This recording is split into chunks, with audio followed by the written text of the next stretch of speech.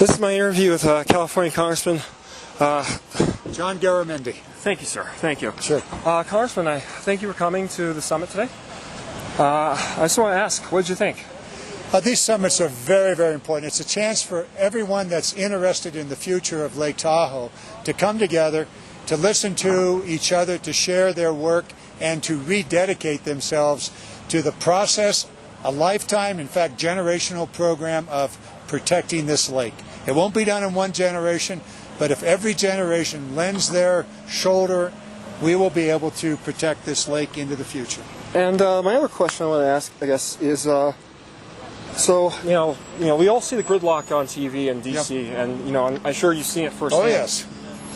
Is that gridlock inhibiting the ability to get projects like this funded and support?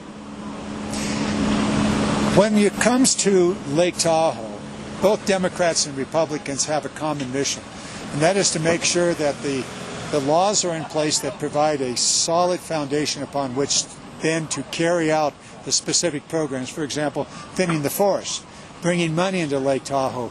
Way back in 1990s, I was the Deputy Secretary at the Department of Interior, and we worked with the senators from Nevada and from California and the members of Congress to set up a law that allowed for the sale of the public lands, the Bureau of Land Management, around Las Vegas, and then most of that money then being used to buy private property that should never be developed in the Lake Tahoe Basin.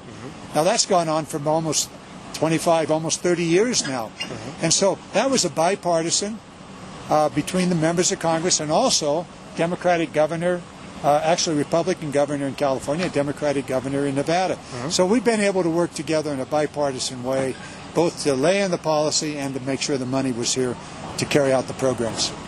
And with that being said, I guess, what's the future look like from your standpoint of being able to keep, or at least reduce days like this? Well, we've got a very difficult task out ahead. Climate change is real. The days are hotter. The hot season is longer. California, in Southern California, now has a 365-day-a-year fire season.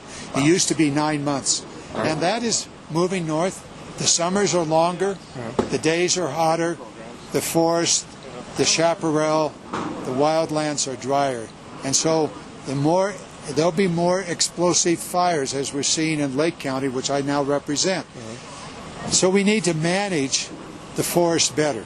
We need to thin the forest. We need to make sure that much of the biomass is reduced. We're going to have to use control burns in the winter and fall seasons. We're also going to have to make sure that we have sufficient fire resources. Thank you. To deal with the inevitable fire. And I'm glad you got brought the issue about fires, because again, you've got a series of these big blazes that are just wreaking havoc at home, so to speak. And how does it? I know you kind of hit a little bit on that, but how does it make you feel overall? Well, I've been involved in California public policy since 1970s. I was the acting governor of California, lieutenant governor, when the Angora fire erupted here in the Tahoe Basin. I remember that. A couple hundred homes, 250 homes burned, and it was a wake-up call that a catastrophic fire could occur in this basin.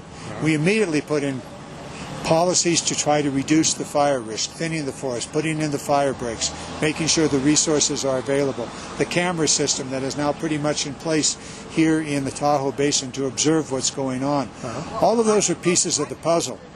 But nevertheless, to this day, all of us, residents, people that care about the Tahoe Basin, we know that we're just one day away from a very windy day, very hot day, and somehow, a fire begins.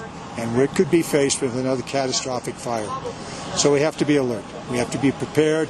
And as individuals, wherever we live, we have to be prepared for that fire in our neighborhood. Are we ready to evacuate? Do we know where to go? Are we prepared? Do we have adequate insurance? Those are all questions for each and every one of us. Congressman, thank you for your time. And is there anything else that you'd like to bring up or talk about that I didn't ask you in regards to the summit today? Issues at home or anything else? The most dangerous question a journalist will ever ask is that question. How long have you been doing your work? I think since 2007, on and off, sir. Very good. Well, you do it very well. That's one try. question I always avoid. Thank you very much for your time. Got it.